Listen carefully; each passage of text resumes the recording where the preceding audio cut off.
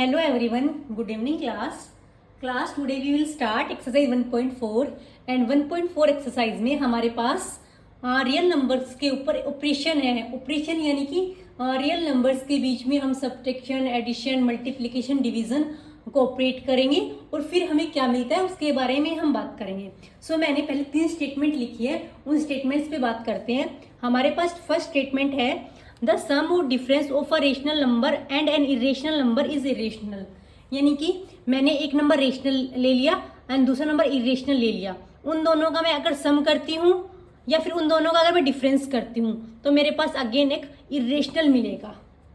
Okay, same concept हम पहले पढ़ चुके हैं, ये हम जस्ट एक बार रिवाइज कर रहे हैं अपनी एक्सरसाइज को कंटिन्यू करने के लिए। सेकंड हमारे पास स्टेटमेंट है द प्रोडक्ट और quotient of a non zero rational number with N irrational number is irrational. It means हमारे पास प्रोडक्ट या फिर क्वोशिएंट, क्वोशिएंट होता है डिवीजन, ठीक है, of a non zero. Non zero यहाँ पे बहुत इंपॉर्टेंट रोल प्ले करता है। अगर नॉन जीरो नहीं दे रखा हमारे पास तो हम रेशनल नंबर को अगर जीरो पुट कर ले तो मेरे पास जीरो आ जाएगा जो एक रेशनल नंबर बन जाएगा। बट हम नॉन जीरो रेशनल नंबर और इरेशनल नंबर का प्रोडक्ट करते हैं तो वापस से मेरे पास इरेशनल मिलता है, या फिर non zero rational number and an irrational number का हम क्वोशिएंट करते हैं तो हमारे पास अगेन एक इरेशनल नंबर मिलता है। ओके, नेक्स्ट स्टेटमेंट हमारे पास है if we add, subtract, multiply और divide two irrationals the result may be rational और इरेशनल। अगर हम दो इरेशनल नंबर को आपस में ऐड करते हैं, दो इरेशनल को आपस में सब्ट्रैक्ट करते हैं, उन दो इरेशनल को आपस में मल्टीप्लाई करते हैं या डिवाइड करते हैं तो हमारे पास रिजल्ट में भी रेशनल और इरेशनल। रिजल्ट हमारे पास रेशनल भी हो सकता है, इरेशनल भी हो सकता है। ओके, सो नेक्स्ट हम एक्सरसाइज पे डायरेक्ट आते हैं। इस चैप्टर में बाकी हम रेशनलाइजेशन पढ़ेंगे और रेशनल और इरेशनल का सिंप्लीफिकेशन करेंगे, वो हम अपने क्वेश्चंस के थ्रू समझेंगे। हम एक्सरसाइज 1.4 में क्वेश्चन नंबर 1 की तरफ पहुंचते हैं। क्वेश्चन नंबर 1 में हमसे पूछा गया है classify the following number as a rational और इरेशनल। हमारे पास नीचे कुछ नंबर्स गिवन है, कुछ हमारे पास सम गिवन है, इसे हमें बताना है ये हमारे पास रेशनल है या इरेशनल है। सो हमें पहले उनको सिंप्लीफाई करना है, सोल्व करना है, जैसा भी जो भी उसमें पूछा गया है वो हम करेंगे, फिर हम बताएंगे वो रेशनल है या इरेशनल है। सो हमारा इसमें फर्स्ट जो पार्ट है वो है 2 - √5। देखो ये एक रेशनल है, ये एक इरेशनल है, और हमने अभी ऊपर वाले स्टेटमेंट पे पढ़ा था सम और difference of a rational and an irrational number is irrational. कोई भी दो नंबर है जिसमें से हमारे पास एक रेशनल है दूसरा इरेशनल है, उसके बीच में सम करते हैं, डिफरेंस करते हैं तो हमें इरेशनल मिल जाता है। तो मेरे पास यहाँ भी एक रेशनल है दूसरा इरेशनल है, उन दोनों के बीच में अगर डिफरेंस करती हूँ तो मेरे पास क्या मिलेगा, इरेशनल।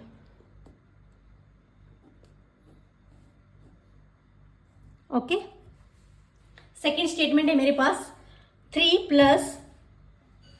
√23 - √23। मेरे पास हो रही है ब्रैकेट यहाँ पे है, पहले मैं इस ब्रैकेट को रिमूव करूंगी। देखो क्या आएगा, 3 + √23 - √23 प्लस √23 - √23 से कैंसिल आउट हो जाएगा, हमारे पास ओनली बचेगा 3 जो कि हमारे पास क्या आ गया, रेशनल आ गया। ओके, नेक्स्ट हमारे पास है 2√7 डिवाइड बाय 7√7। देखो इसको हम कैसे करेंगे, 2√7 ओवर में 7√7। मैं √7 को √7 से डिवाइड है, इसमें कैंसिल आउट हो सकता है ये, तो मेरे पास बचेगा 2/7। 2/7 मेरे पास p/q की फॉर्म में है, दैट इज रेशनल नंबर।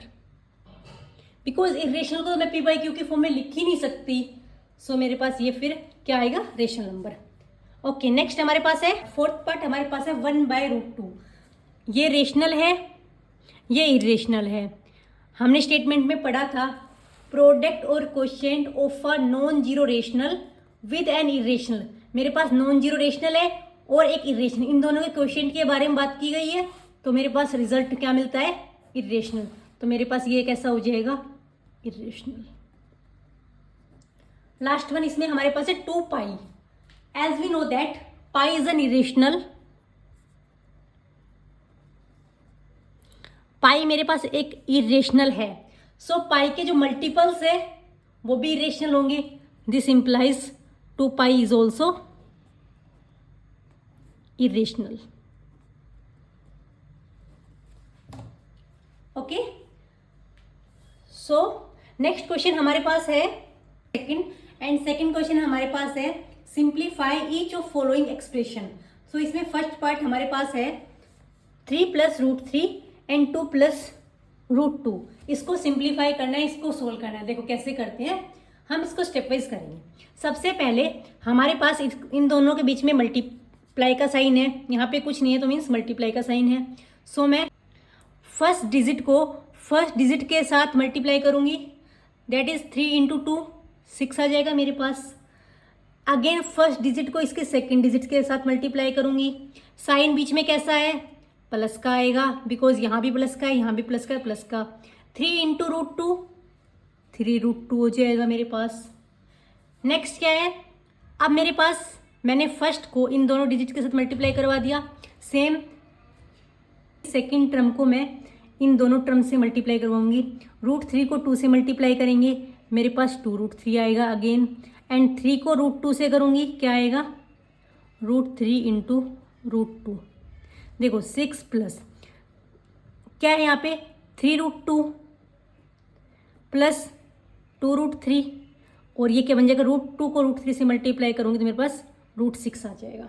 इससे आगे मेरे पास सिंप्लीफाई नहीं हो रहा. सो मेरे पास ये आंसर हो गया इसका. Now next part is 3 + √3 3 - √3. देखो हमारे पास एक आइडेंटिटी होती है, वो क्या होती है, a + b × a - b.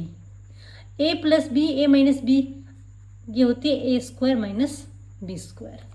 तो हम डायरेक्ट इस आइडेंटिटी से भी कर सकते हैं, और जैसे हमने लास्ट क्वेश्चन में मल्टीप्लिकेशन से किया था, हम वैसे मल्टीप्लिकेशन से भी कर सकते हैं इस क्वेश्चन को. तो दोनों मेथड से करके बताऊंगी. फर्स्टली मैं आपको आइडेंटिटी से करके बताती हूँ. देखो ये मैंने a मान लिया, ये b मान लिया, ठीक है. a + b a - b. तो मेरे पास क्या आइडेंटिटी होती है, a + b × a - b is equals to a² - b². That is 3² - √3 का स्क्वायर. 3 का स्क्वायर 9 हो जाएगा मेरे पास. √3 का स्क्वायर, √3 को √3 से मल्टीप्लाई किया मैंने, क्या मिलेगा, √3 मिलेगा. दैट इज मेरे पास आंसर आ गया 6. ठीक है. अब मैं आपको बताऊंगी, जैसे हमने लास्ट क्वेश्चन में किया था, हमने फर्स्ट टर्म को इसकी फर्स्ट टर्म के साथ मल्टीप्लाई किया था, देन फर्स्ट को सेकंड के साथ मल्टीप्लाई किया था, फिर इस सेकंड को फर्स्ट के साथ किया था, देन सेकंड को सेकंड टर्म के साथ मल्टीप्लाई किया था. तो अभी उसको करते हैं अप्लाई. क्या होते हैं, 3 × 3, देन 3 को -√3 से विथ साइन लेना है आपको. 3 को -√3 के साथ मल्टीप्लाई करूँगी तो मेरे पास बचेगा 3√3. देन अगेन √3 को 3 से करवाएंगे, प्लस का 3√3. देन √3 को √3 से हम मल्टीप्लाई करेंगे, हमारे पास क्या मिलेगा, माइनस का √3 × √3. That is 9. देखो माइनस का 3√3 प्लस का 3√3 आपस में कैंसिल आउट हो गया, और ये कितना बचा, माइनस का 3 × √3. √3 को मैंने √3 के साथ मल्टीप्लाई किया, माइनस साइन आया. √3 को √3 से मल्टीप्लाई किया, 3 बचेगा. 9 - 3 इज इक्वल टू 6. सेम है. तो हम इस क्वेश्चन को आइडेंटिटी से भी कर सकते हैं और डायरेक्ट अपनी मल्टीप्लिकेशन से भी कर सकते हैं. नेक्स्ट क्वेश्चन में सेम आइडेंटिटी से भी कर सकते हैं एंड सिंपली भी कर सकते हैं इसको मल्टीप्लिकेशन से. देखो आइडेंटिटी से कैसे करेंगे, a + b का होल स्क्वायर, जो हमारे पास होता है a² + 2ab + b². इसको b हम कंसिडर करेंगे. a² यानी कि √5 का square plus 2ab, 2 × a √5 × b √2 plus b² यानी कि √2 का स्क्वायर. देखो √5 का स्क्वायर मेरे पास, इसको √5 × √5 पे तो लिख सकती हूँ, दैट इज 5 बचेगा. अच्छा इसको करेंगे 2 × √5 × √5 यानी कि 2 × √10, और √2 को मैं √2 से मल्टीप्लाई करवाती हूँ, मेरे पास क्या आएगा, 2 आएगा. तो 5 + 2 √10 + 2, तो क्या आ गया, 5 + 2 7 प्लस 2√10। ये मेरे पास आंसर आ गया। अगर मैं इसमें आइडेंटिटी का यूज़ ना करके पहले वाले क्वेश्चन की तरह करूं तो मैं उसको कैसे करूंगी, मैं इसको ऐसे लिख सकती हूँ √5 प्लस √2 इंटू √5 प्लस √2। ठीक है। और सिमिलरली फर्स्ट टर्म को फर्स्ट टर्म के साथ मल्टीप्लाई, देन फर्स्ट टर्म को सेकंड के साथ, देन सेकंड को फर्स्ट के साथ, एंड सेकंड को सेकंड के साथ आपस में मल्टीप्लाई करवा के मेरा सेम आंसर आएगा। ओके, हमारे पास इसका लास्ट पार्ट है। हमारे पास सेकंड पार्ट की तरह इसमें क्या है, वही सेम आइडेंटिटी है हमारे पास, a minus b into a plus b, जो हमारे पास होगी a square minus B square. तो मेरे पास, मैं इसको a मान लेती हूँ, इसको b, तो a plus b, a minus b, a plus B, that is a square minus B square. इसका स्क्वायर यानी कि √5 का स्क्वायर माइनस इसका स्क्वायर यानी कि √2 का स्क्वायर। ये आइडेंटिटी इसको मैंने लिख दिया ऐसे। √5 का स्क्वायर मेरे पास 5 हो जाएगा और √2 का स्क्वायर मेरे पास 2 हो जाएगा। 5 माइनस 2 दैट इज 3 मेरे पास आंसर आ जाएगा। I hope first and second question आपको क्लियर हो गए होंगे। नेक्स्ट क्वेश्चन नंबर 3 हमारे पास है, recall pi is defined as ratio of circumference से C of a circle to its diameter से D, that is pi is equals to C over D. This seems to contradict the fact that pi is irrational. How will you resolve this contradiction. देखो इसमें क्या बोला गया है, pi is defined as the ratio of circumference से C. ये मेरे पास एक सर्कल है, सर्कल का सर्कमफ्रेंस क्या होता है, मतलब सर्कल की मेजरमेंट कंप्लीट। जैसे मैंने यहाँ से स्टार्ट किया तो कंप्लीट इसकी जो ये माप होता है, इसका मेजरमेंट होता है, इसका सर्कमफ्रेंस होता है। ठीक है। डायमीटर क्या होता है, ये जैसे इसका पॉइंट है सेंटर, यहाँ से एक मैं लाइन ड्रॉ करूँ, जो मतलब लार्जेस्ट डिस्टेंस होता है सर्कल के किसी भी दो पॉइंट्स के बीच का, दैट इज़ हमारे पास डायमीटर, यानी कि रेडियस का डबल बोल सकते हैं इसको। तो ये मेरे पास डायमीटर है। मुझे क्वेश्चन में बोला गया है कि जो सर्कमफेरेंस है वो c है एंड जो डायमीटर है वो d है। ठीक है। अब क्या कहा गया इसने कहा है कि ये पाई है, ये c/d के इक्वल है। इसने मेरे को ये गिवन है पाई c/d के इक्वल है, और इसने मेरे को ये बोला गया है कि पाई तो एक इरेशनल नंबर है, बट हम यहाँ पाई को c/d जो p/q की फॉर्म में लिख रहे हैं। फिर यहाँ हमारे पास पाई इरेशनल नंबर क्यों है, रेशनल नंबर क्यों नहीं है, क्योंकि हम तो पाई को p/q की फॉर्म में लिख ही नहीं सकते, और हम मानते हैं इस चीज़ को कि हमारे पास जो पाई है वो इरेशनल है और उसको हम p/q की फॉर्म में नहीं लिख सकते। और सेम चीज़ ने इसका कॉन्ट्राडिक्ट किया है इसको कि भाई पाई में मैंने सर्कमफ्रेंस और डायमीटर का रेशियो माना है पाई को, सो मैं इसको कैसे p/q की फॉर्म में लिख पा रही हूँ। अगर ये लिख पा रही हो तो ये तो रेशनल होना चाहिए, इरेशनल क्यों है। तो देखो 7 हम पाई की वैल्यू 22/7 लिखते हैं, और हम यहाँ बोलते हैं कि पाई तो हमारे पास इरेशनल है और 22/7 हमारे पास रेशनल है, बिकॉज वो p/q की फॉर्म में लिख रहा है। यहाँ पे 22/7 तो पाई की एग्जैक्ट वैल्यू है ही नहीं। पाई की एग्जैक्ट वैल्यू को मैं p/q की फॉर्म में राइट ही नहीं कर सकती, क्योंकि पाई तो एक इरेशनल नंबर है। मैं यहाँ पे उसकी कुछ अबाउट वैल्यू, लगभग वैल्यू लेके चलती हूँ पाई की 22/7।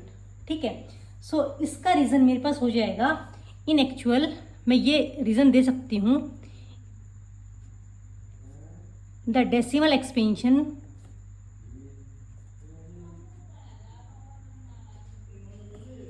ऑफ पाई is non-terminating,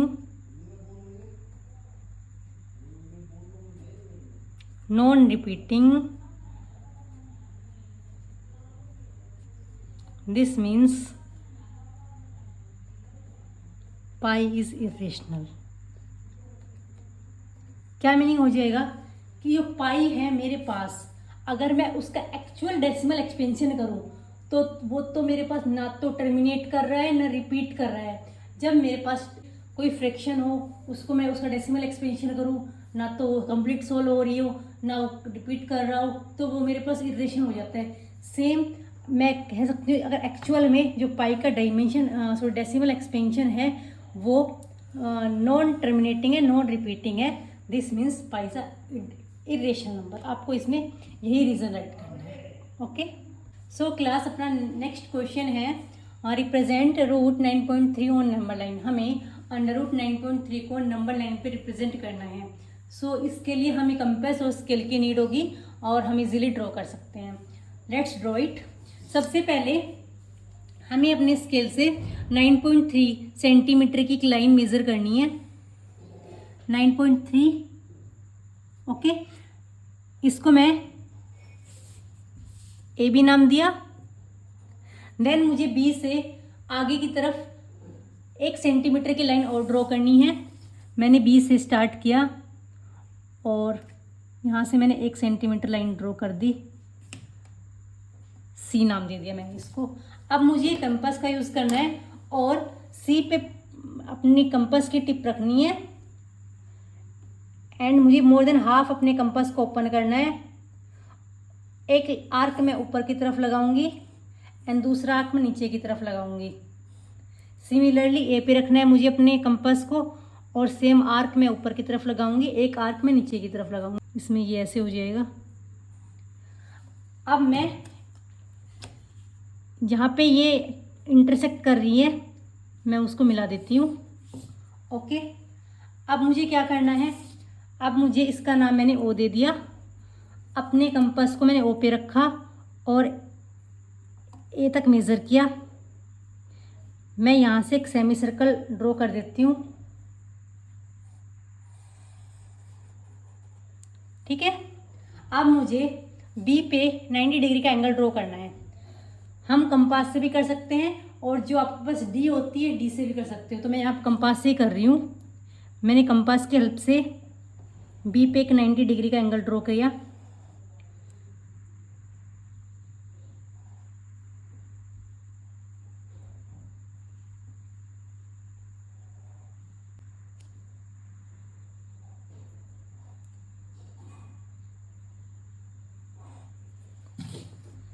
और जहाँ ये मीट करा वहाँ पे मैंने ऊपर सेमी सर्कल तक इसको मिला दिया। अब मेरे पास ये एंगल 90 डिग्री का बन गया। अब मुझे अपने कंपास को इतना ओपन करना है यहाँ तक और मैं इसको आगे की तरफ आर्क लगा देती हूँ। अपनी लाइन को हम एक्सटेंड करेंगे। जहाँ यहाँ पे ये आर्क इस लाइन पे मिट करेगी ये मेरे पास रूट 9.3 हो जाएगा। सो हम इजीली इस टाइप के क्वेश्चन को ड्रॉ कर सकते हैं। 3 के अलावा कुछ और होता जैसे 4.3, 7.8, उसको हम सेम स्टेप से ड्रॉ कर सकते थे। सो अब हम नेक्स्ट क्वेश्चन पे चलते हैं। हमारा नेक्स्ट क्वेश्चन क्या है, क्वेश्चन नंबर 5। ये है rationalise the denominators of the following. हमारे पास नीचे कुछ नंबर्स है, इनका हमें रेशनलाइजेशन करना है। कैसे करते हैं हम, जो हमारे पास डिनोमिनेटर में होता है उसको हम मल्टीप्लाई और डिवाइड करते हैं। जैसे हम इस क्वेश्चन में करते हैं, कैसे करेंगे, 1/√7 मेरे पास गिवन है, मैं डिनोमिनेटर में मेरे पास √7 है, इसी से मल्टीप्लाई करूँगी एंड इसी से डिवाइड करूँगी। तो मेरे पास क्या आएगा, 1 को √7 से मैंने मल्टीप्लाई किया, √7 मिलेगा। √7 को मैंने √7 से मल्टीप्लाई किया, मेरे पास 7 आ जाएगा। तो ये मेरे पास इसका रेशनलाइजेशन हो गया। मेनली हमें डिनोमिनेटर में से अंडर रूट को हटाना होता है इसमें। सेकंड क्वेश्चन मेरे पास है 1/√7 माइनस √6। इसको कैसे करेंगे, देखो डिनोमिनेटर में मेरे पास √7 माइनस √6 है। तो मेरे पास, मैंने अभी आपको बताया डिनोमिनेटर में जो है उसको मल्टीप्लाई और डिवाइड करवाते हैं, बट अगर दो टर्म्स के, दो डिजिट्स के बीच में जो साइन होता है वो साइन चेंज हो जाता है। जैसे यहाँ माइनस है तो मैं जब मल्टीप्लाई करवाऊँगी तो √7 प्लस √6 अपॉन में √7 प्लस √6 हो जाएगा मेरे पास। अब हम मल्टीप्लाई करते हैं, क्या होगा, 1 को मल्टीप्लाई करवाएंगे √7 प्लस √6 के साथ, मेरे पास क्या आएगा, √7 प्लस √6। और सिमिलरली नीचे क्या बचेगा, √7 माइनस √6 एंड √7 प्लस √6। मेरे पास यहाँ आइडेंटिटी लग रही है। आइडेंटिटी क्या होती है मेरे पास, हमने अभी कौन से क्वेश्चन, सेकंड क्वेश्चन में बात की थी। ये है a माइनस बी, ये है a प्लस बी। तो हमने आपको बताया था a प्लस बी इंटू में a minus b, that is a square minus B square. Use कर लेंगे हम इस आइडेंटिटी को। सो √7 का स्क्वायर माइनस √6 का स्क्वायर, देखो क्या मिलेगा मेरे पास, √7 प्लस √6 अपोन में √7 का स्क्वायर 7 हो जाएगा, माइनस साइन √6 का स्क्वायर 6 बचेगा मेरे पास। तो मेरे पास आंसर क्या आ जाएगा, √7 प्लस √6 अपोन में 1। अपोन में 1 लिखना ज़रूरी नहीं है, तो हम इसको आंसर में लिख सकते हैं ऐसे, √7 प्लस √6। ओके, इस नेक्स्ट क्वेश्चन को हम नेक्स्ट पेज पे करते हैं। हमारे पास 1 अपोन √5 प्लस √2। सिमिलरली वैसे ही करेंगे जैसे हमने पहले किया है। देखो 1 अपोन √5 प्लस √2, रेशनलाइजेशन करते हैं डिनोमिनेटर का, तो हमें सेम नंबर से मल्टीप्लाई और डिवाइड करना होता है, साइन चेंज हो जाता है। यहाँ पे प्लस है तो यहाँ पे माइनस हो जाएगा, √5 माइनस 2 √2 अपोन में √5 माइनस √2। सो क्या मिलेगा, इसको ऊपर वाले से न्यूमरेटर को आपस में मल्टीप्लाई करवाते हैं, डिनोमिनेटर को आपस में मल्टीप्लाई करवाते हैं।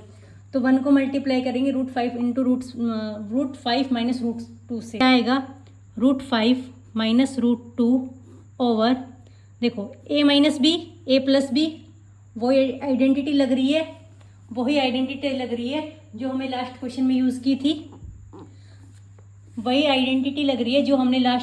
यूज़ की थी, that is a plus b into में a minus B, a square minus B square. तो √5 का स्क्वायर हो जाएगा इधर, माइनस साइन √2 का स्क्वायर हो जाएगा। तो क्या आएगा हमारे पास, √5 माइनस √2 अपोन में √5 का स्क्वायर 5 माइनस √2 का square 2, that is √5 minus √2 upon में 3। ये हमारे पास गिवन क्वेश्चन का रेशनलाइजेशन हो गया। ओके, सिमिलरली नेक्स्ट क्वेश्चन हमारे पास है 1 अपोन √7 माइनस √2।